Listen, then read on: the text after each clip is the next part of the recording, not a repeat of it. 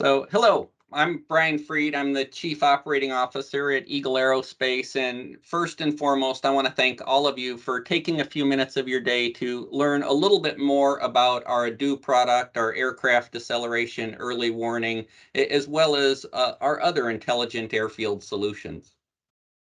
Before I kick this off, there's two housekeeping items I wanted to address. The first is this session is being recorded. So just wanted to make you aware it's being recorded for future viewing so you can share it with your friends and colleagues. Also, I wanted to say a special word of thanks to the folks from the Ottawa Airport who are on this call.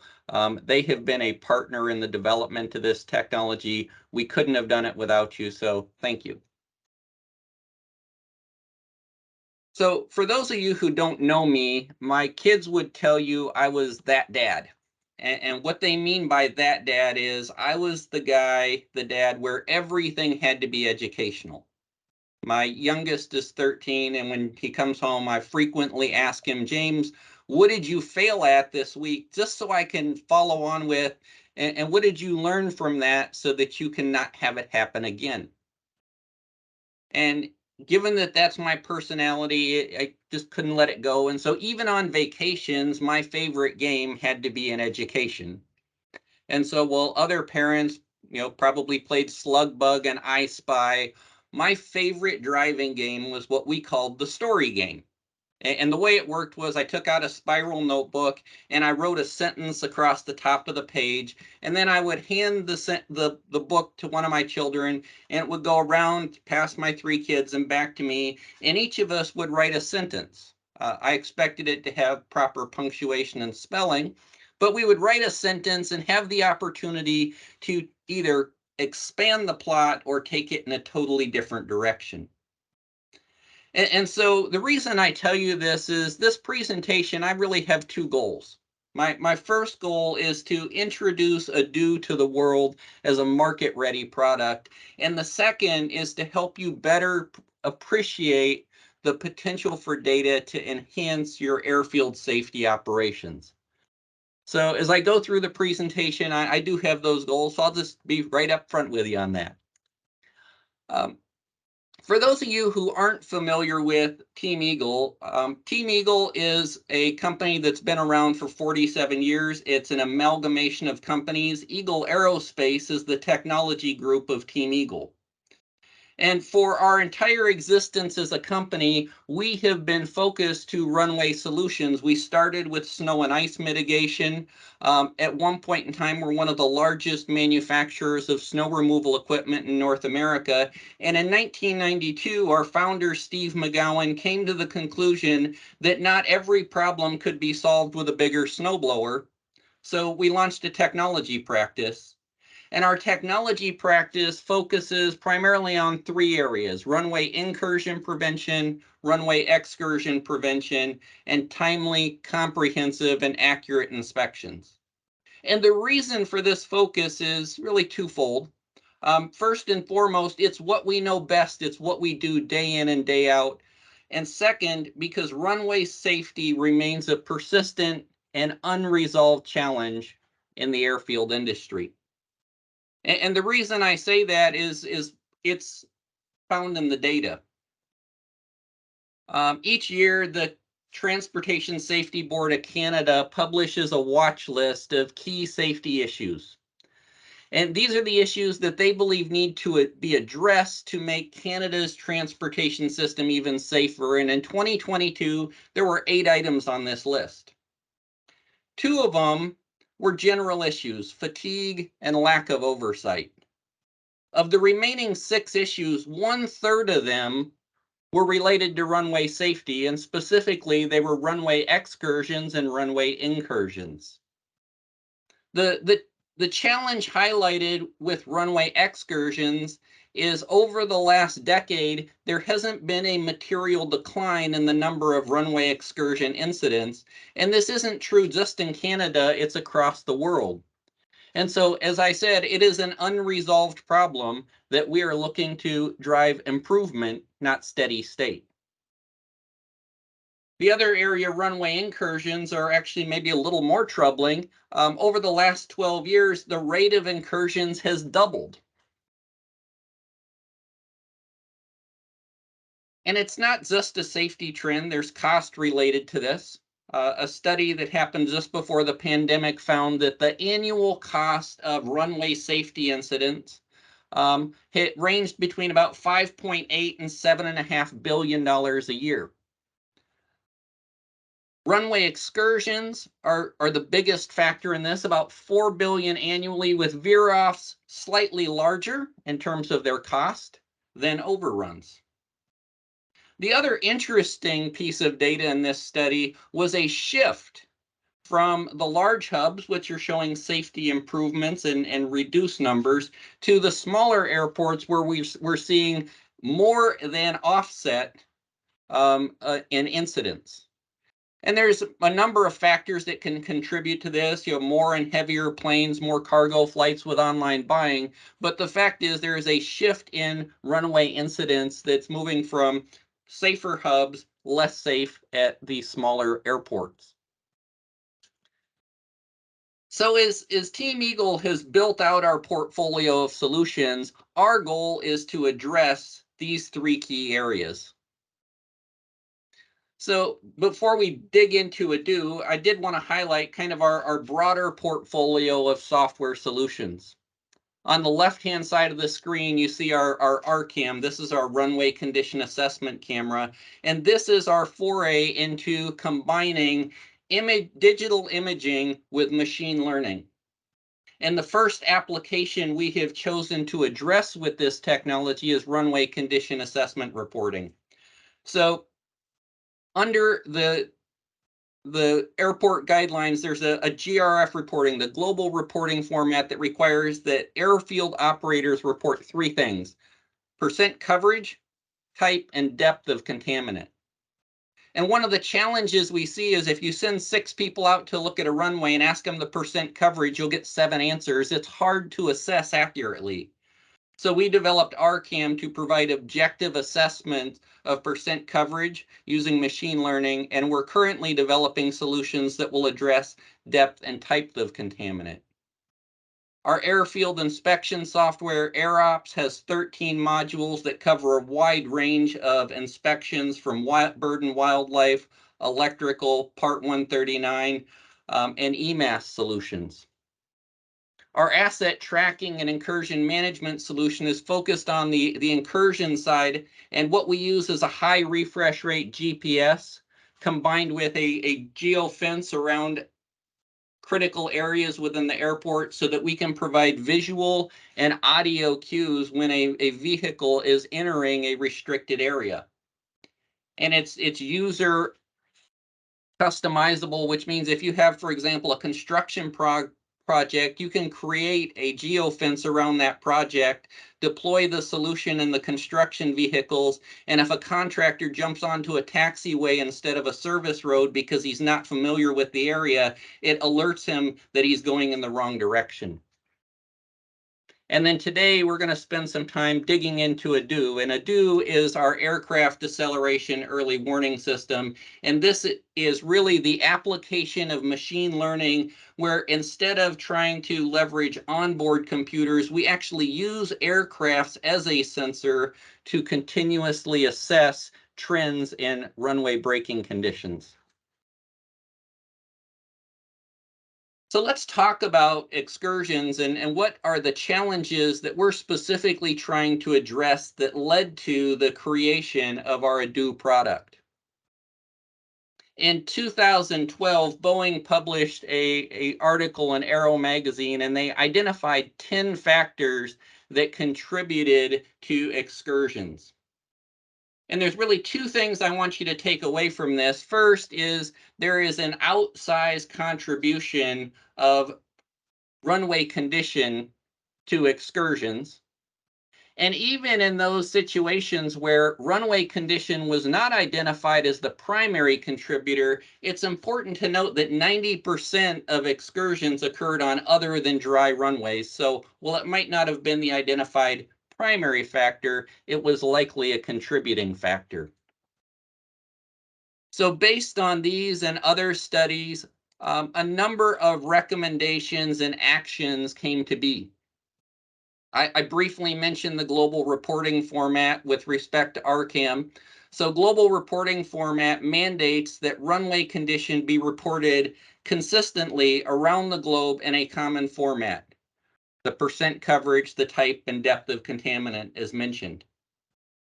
Beginning in 2020, pilots are required, if requested, to provide a braking action report to air traffic control, and there is a standard format under which they do it, so they're using common terms and common descriptors for runway condition reporting based on their experience.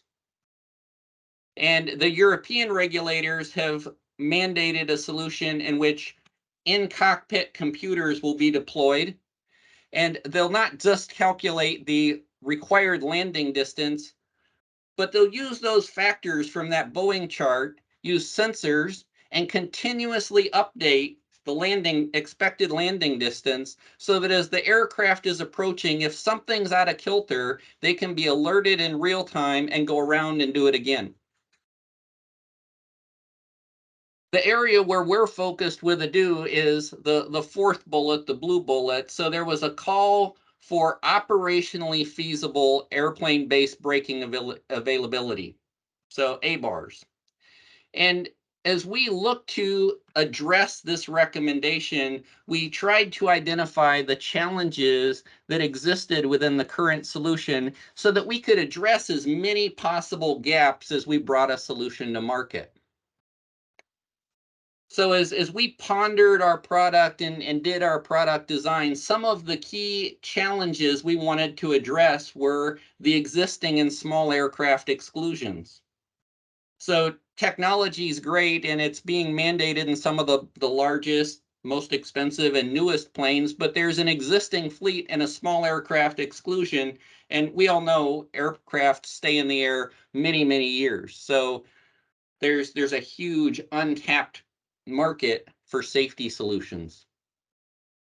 We saw a cross-vendor data sharing challenge. If you're using a solution that has to tap into the onboard computers and onboard sensors, while you'll get great data, you may also expose intellectual property that may result in a bit of hesitation to have broad sharing of that data. I mentioned in an earlier slide the proportion of veer-off to overrun in terms of costs, and yet veer-off risks are not well addressed in ROAS standards or ABAR solutions. So how can we build a solution that addresses directional compliance? And how can we have a solution that monitors conditions in all situations, not just dry and wet, but contaminated, all solutions? And also, if you think about that GRF reporting, well, there's a common format. There's no objective technology requirement. So the GRF report is only as good as the assessment of the airfield operator who made it. And given various levels of experience and judgment, how can we provide additional data that would give situational awareness that would add confidence to those GRF reports and enhance the accuracy of reporting? So those were the things we thought about as we set about to create our solution that we now call ADEW. So what exactly is this ADEW product we're talking about? Hopefully many of you saw our promo video, but for those of you who didn't, ADEW is a ground-based approach to deliver ABARs. And we do this by capturing data from each and every aircraft. We continuously monitor aircraft deceleration trends, and we don't have to impede traffic to do it. And the way we accomplish this is by combining data from multiple sources.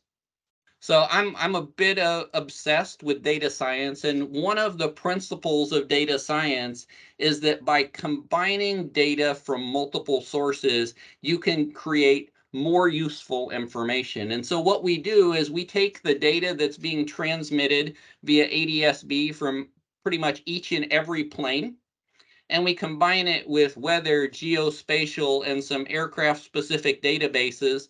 We apply data science and machine learning principles, and by doing that, we can flag anomalous landings, but more importantly, we can flag anomalous patterns in aircraft deceleration. And most importantly, it doesn't require any retrofit.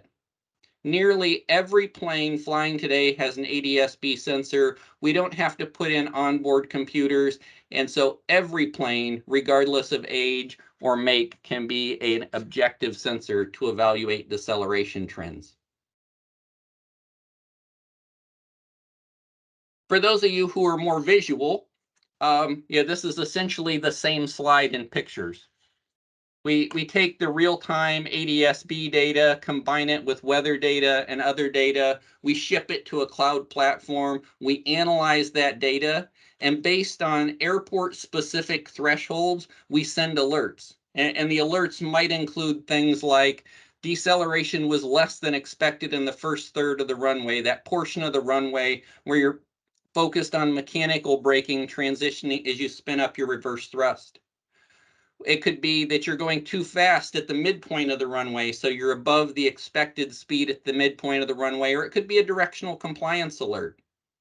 And these alerts can be based on specific aircraft, so it would pick up aircraft-specific anomalies, or more importantly, patterns where you see multiple aircraft in succession showing a similar alert. It's particularly meaningful. They say a picture's worth 1,000 words and a demo's worth 1,000 pictures. So rather than me spend more time trying to explain to you what ADEW is, let me do a demo of the solution so you can actually see ADEW in action. So give me just a minute while I transition here.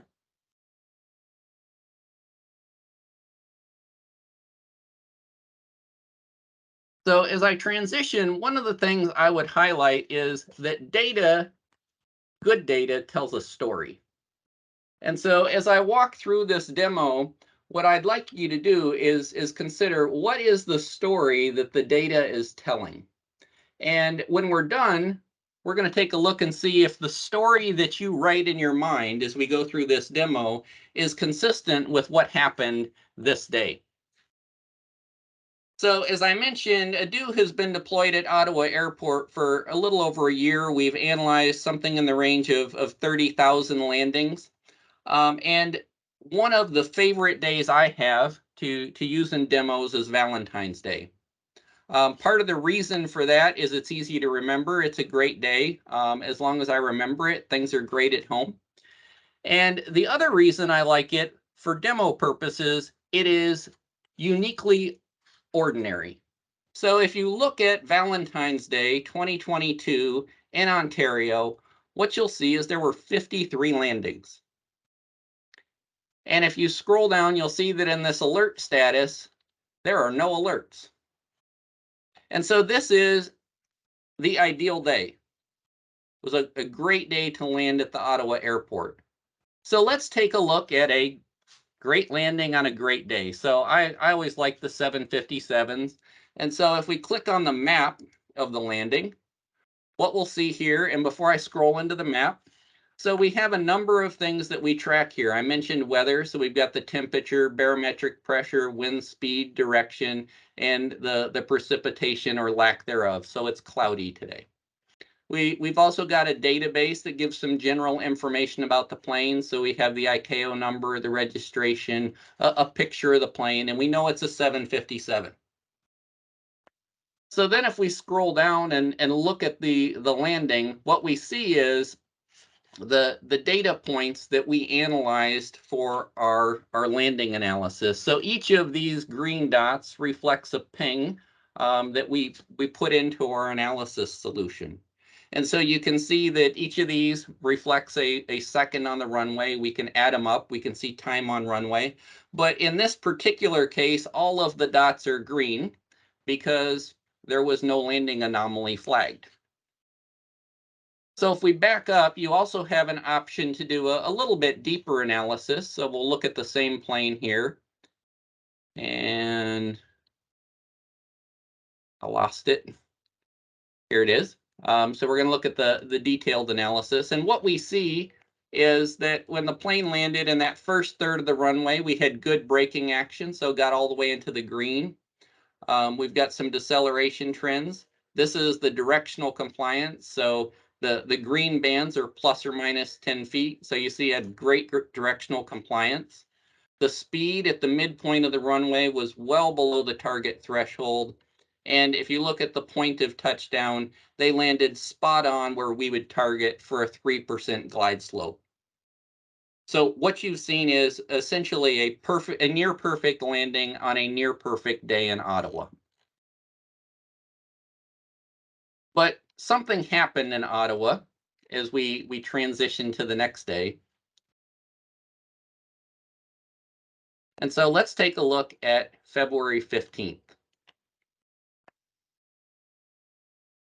So as we bring up February 15th, what we see is there was a landing at 1:24 a.m. with no alerts. And then beginning at 6:15, 9 out of the next 10 landings triggered an alert. And so let's take a look at one of these landings and see what an alerted landing looks like now that we've seen what a near perfect landing looks like. And just for comparison, let's stick with a 757. Now this is a different 757, so different call sign. But if we look at the map, what you'll see here is instead of all green dots, you have yellow dots. And if you hover over them, we can see that the alert was related to deceleration in the first third of the runway. So we had less than anticipated deceleration in the first third of the runway. Now, given that there is a pattern of this, 9 out of 10 planes, you can pretty much safely assume this is tied to runway surface conditions, but we still see that the plane was able to effectively slow down using its other braking solutions, so the combination of mechanical, aerodynamic, and reverse thrust, and make a safe exit. So the key here is we know there is a friction limited surface, but we want to monitor to make sure that it's stable to improving and not getting worse. Similar to last time, let's take a look at some of the additional data on this plane. So if we look at the details of this landing, what you'll see is, unlike the last landing where we got all the way up into this green, we were only in the yellow. So we had less than expected braking action in this first third of the runway. The directional compliance wasn't bad, so that didn't cause a trigger. And while we're a little bit closer to the threshold for midpoint speed, we were still under the threshold for speed at the midpoint of the runway. So what ADEW allows operators to do is identify both anomalous landings as well as trends that would imply changing surface conditions. The other thing I talked about in my presentation was the notion that ADEW was applicable to all aircraft regardless of size. So if we were to scroll up here and look at one of these light aircraft, so this landing at 6:37 p.m., what we can see when we look at the map is a light aircraft, so a little single engine. But just like the 757, what we see is a less than expected deceleration in the first third of the runway. And so the goal of ADEW, which is to use every aircraft, regardless of size, regardless of brand, regardless of carrier as an objective sensor, is, I think, demonstrated by this.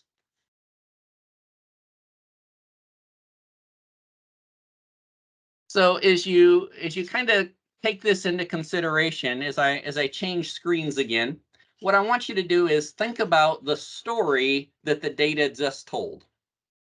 So what is the story that you formed in your mind as to what the weather looked like in Ottawa as we went from the 14th to the 15th? And so as I jump back to my deck here,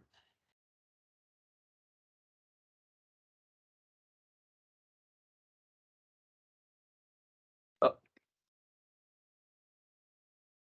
gotta undo something here.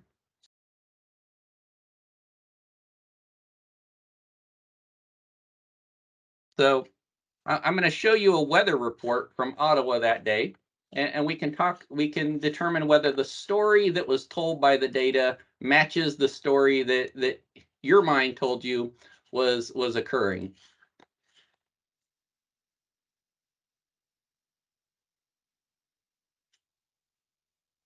Trying to advance and run the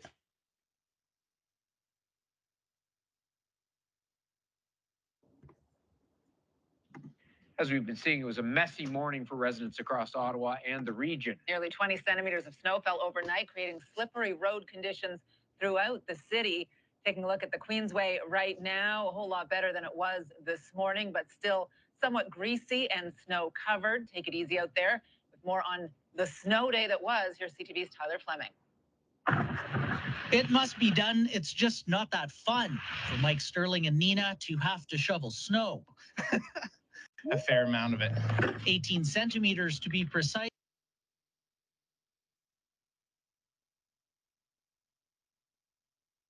So what was the story that you wrote when you, in your mind, as you looked at the data, and did it match the weather report? Did you envision a cold but clear day transitioning to 20 centimeters of snow overnight, and probably, and I'm just guessing, my mind, I see them spending 5 hours clearing the runways, and then beginning a safe landing process. And the runway is not as good as it was the day before, but it's still clear enough to be safe. And as you monitor the runway through the day, you see steady, slightly limited braking action improving over the course of the day. And at the end of the day, it is back to more normal braking conditions. That's the story I wrote in my mind, and what I think matches what we saw as the weather report. So the benefits of the ADEW from my perspective, and what we're trying to accomplish, is first and foremost, every plane becomes an objective sensor. It doesn't matter the brand, the airline, the user, the age.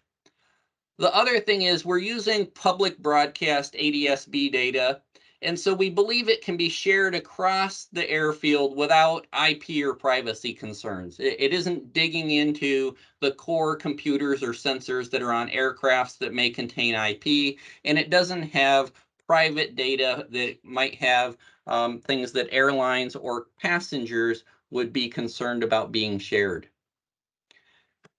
Well, the day I showed in Ottawa was focused on a snow event. ADEW provides situal awareness into wheel braking in all situations, not just snow and ice. Whether it's dry, wet, snow, rubber, sand, whatever contaminant is in the runway, ADEW is not contaminant specific. It looks for trends and patterns in aircraft landings, and whether it's sand or snow on a runway, it will identify those patterns and alert based on your thresholds. We highlighted the directional compliance line, so it's not only focused on overruns, we're also addressing veer-off risk. And if you see a pattern of poor directional compliance, it might indicate a crosswind or contaminant issue that is causing poor directional compliance. And lastly, I talked about this shift of the regional airports seeing increased safety incidents even as the hubs start to see some improvements. And so we created a pricing model that accommodates airports of all sizes. So our primary factor in determining the price is the number of landings. So a small non-hub airport could deploy ADEW if you were trying to thumb it, pencil in a budget for something in the range of $750 a runway per month, up to maybe in the range of $5,000 per runway per month for the busiest airports. So we believe we've created a solution that is comprehensive, that really democratizes the notion of ABAR and can be applied across a broad set of aircraft and airports as well.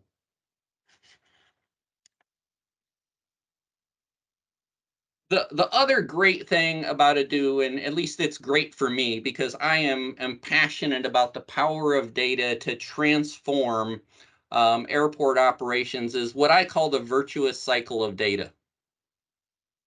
And the virtuous cycle of data basically means that a product is never done.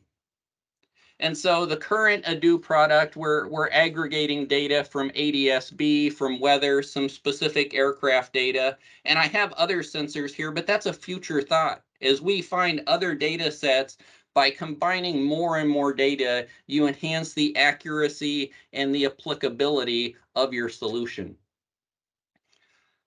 So we did our initial training, we collected data, we compared it to ground truth video, we trained a model, we created software, and now we're in a continuous process of improvement. So we're collecting key metrics and anomalies. We're storing everything back in a data lake. We can leverage that new data alone or in combination with other data sets and simulated data.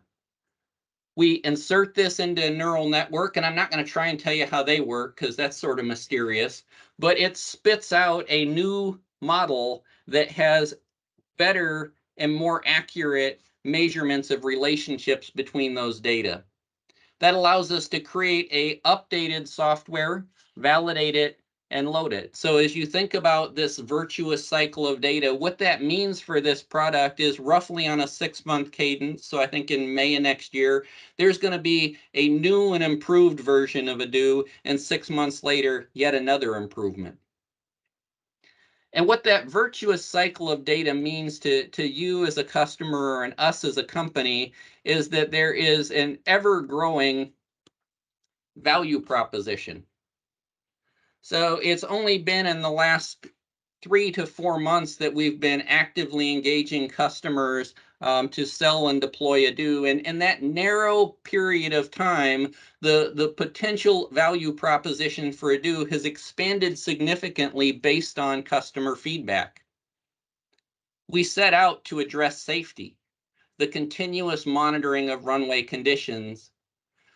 But as we talked to customers, they saw opportunities for efficiency. How can we monitor changes in time on runway, and how does that impact our plane spacing and scheduling during peak operations when those peak operations may coincide with less than optimal runway conditions?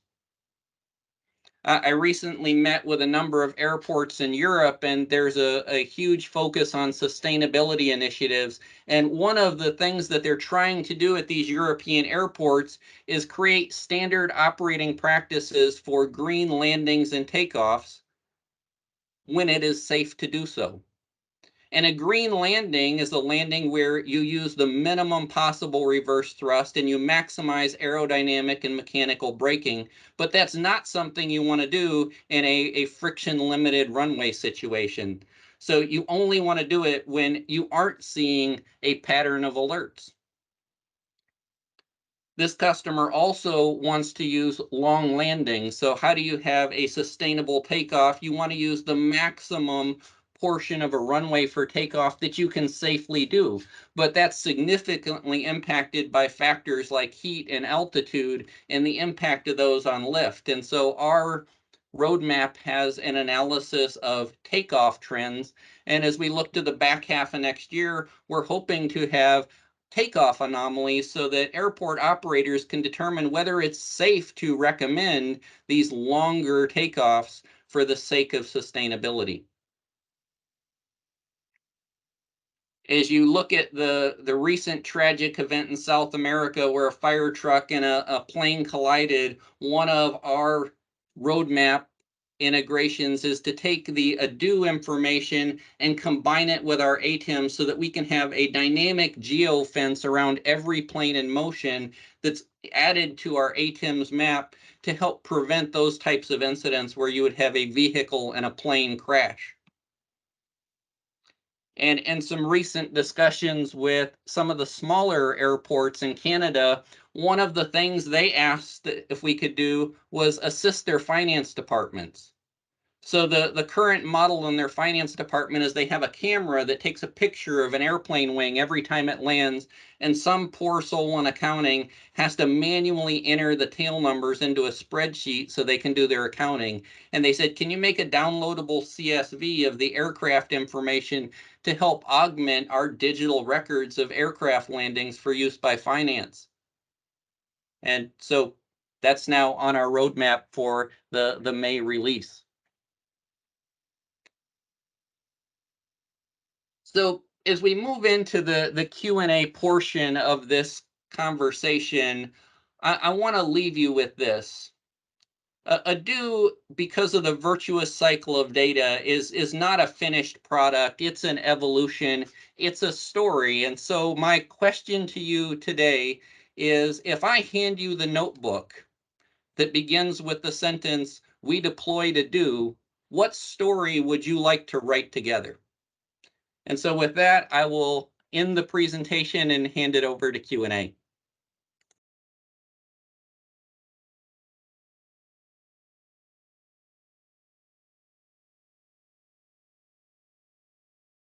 All right, here we go.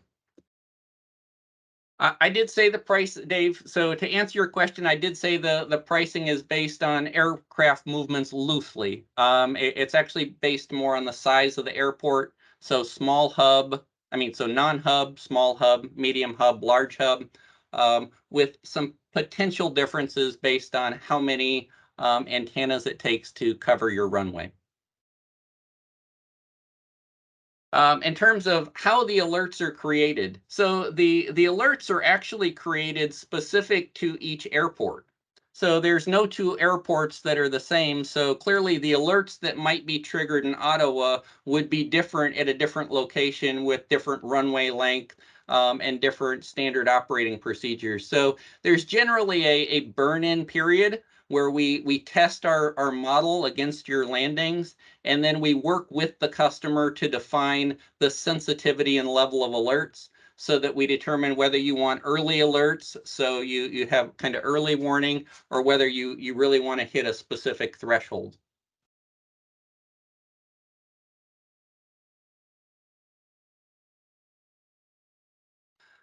So on the first slide, there was a repetition of the same aircraft 3 times in a row. I'd have to go back and look at it, but that was likely a touch and go. So if you're looking at student pilots, they'll occasionally have multiple touch and goes as a training exercise, and so that's typically why you would see an airplane 3 times in a row.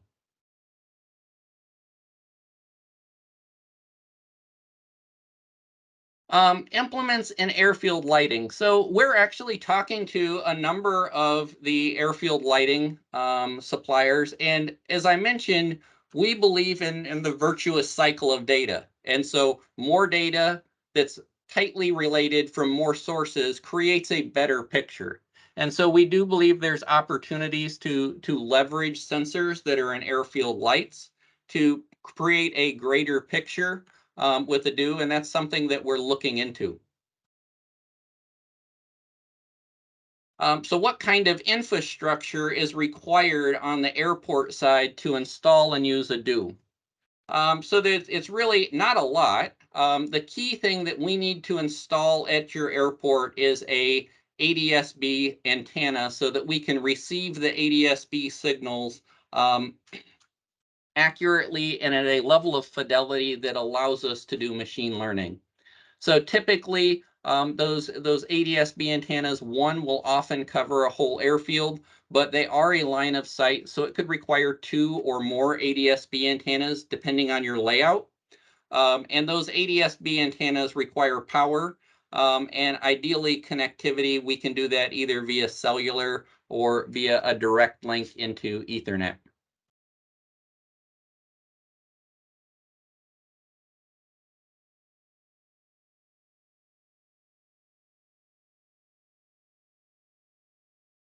Adam, absolutely, you can do that.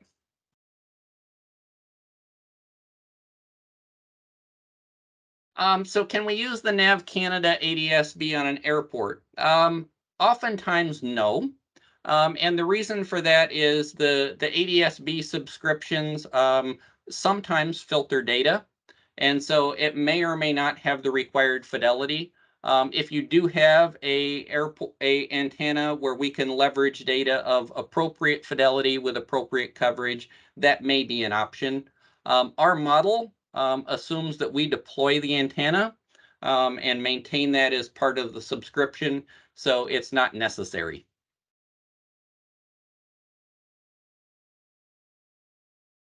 Can I comment on the physical size of the antenna? The physical size of the antenna is fairly small. So the physical size of the antenna mounts on like a light pole, and it's just a couple of feet, so not huge. Apologies for skipping a question. So how are alerts provided to the ops staff? We can provide those alerts via email, via SMS text. And so there's a variety of ways they can receive them, and who and how they receive them is really kind of up to the airport operators. Yeah, I mentioned in one of the slides, I mentioned other sensors as data sources. What are they typically, and would you need to install them on the airport? So the other sensors was in that virtuous cycle of data slide. And the reason I have them is because fundamentally, the more sources of data we incorporate into this solution, the greater our insights can be. And so today, that's a holding point for other sensors. And those sensors could be things like, in-pavement temperature sensors, or some of the sensors around airfield lighting that sense when airplanes cross over them. It could be any number of video or mechanical sensors that might be there. So that is a placeholder for future iterations, not something you would need to install or use today.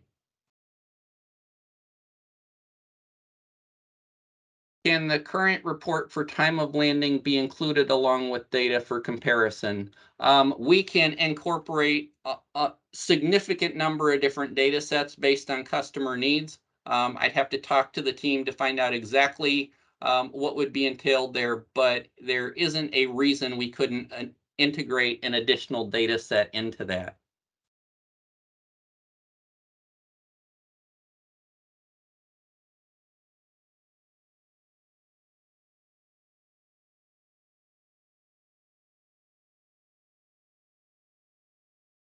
So one of the things we're working on, and Steve asked about, was the benefit of real-time weather versus METAR.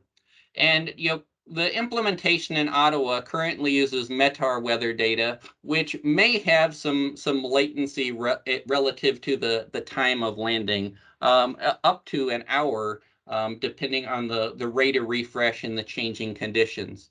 So one of the things that we are working on, and I think would apply to that other sensors, is integrating with dedicated weather stations that can provide us a more real-time view into weather, particularly wind and precipitation.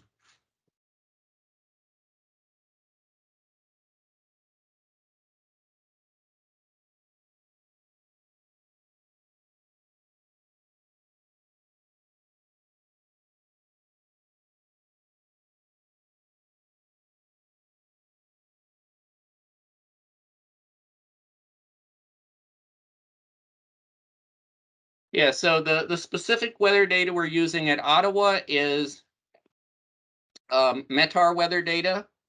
We are, as I mentioned, looking at other data sources that might be more real time that could enhance our situational awareness and the accuracy of the solution. Weather does influence the information on braking action performance, in that we need to have a good sense of whether there's precipitation, what is the dew point, etc. And additionally, on the directional compliance side, a real-time read into what is the crosswind is particularly valuable as a contributing factor there.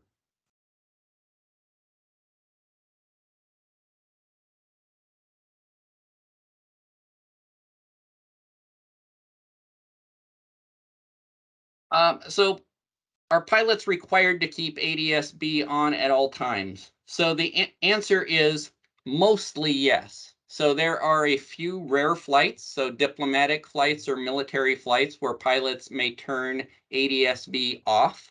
And so you would not have a record of those landings. Those would be exceedingly rare. And ADS-B is required to be on for the time of flight and landing. Some pilots may turn ADS-B off after they exit the runway. In many cases, they leave ADS-B on from really all the time the aircraft is in motion. So in an ideal scenario, that would be the case. And particularly as it pertains to our desire to integrate that aircraft circle of safety into our vehicle collision avoidance solution.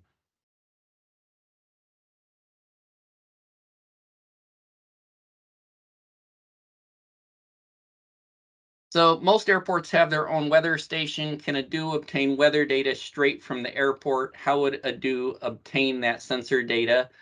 So the answer is yes, we could.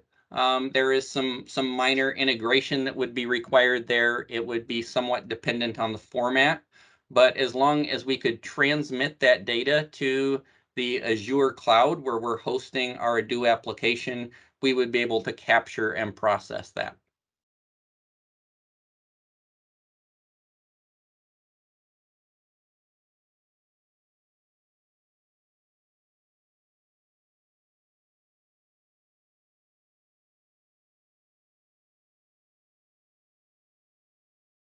All right. Well, the Q&A has slowed down, so I am going to close this out. As I mentioned, this session is recorded, and we'll make the playback available to you. But before I end, I see one more question from our friends in Poland. So the processing is in the cloud. So we do some edge data filtering. We transmit the data to the cloud, and do the majority of processing there. So we do not need a server on site. As I mentioned, the way we deploy this, we provide all gear. So it is really just a service where you're getting your data from a cloud portal, and there is no requirement for you to deploy and maintain any hardware on site. That is provided by Eagle Aerospace. So again, thank you for your participation. If you have any further questions, feel free to email me or anyone at the team or the info request on our website. My email is brianf, BRIANF, at eagle-aerospace.com. Again, we'll make a webcast of a recording of this webcast available. And thank you so much for your participation. We look forward to working with you.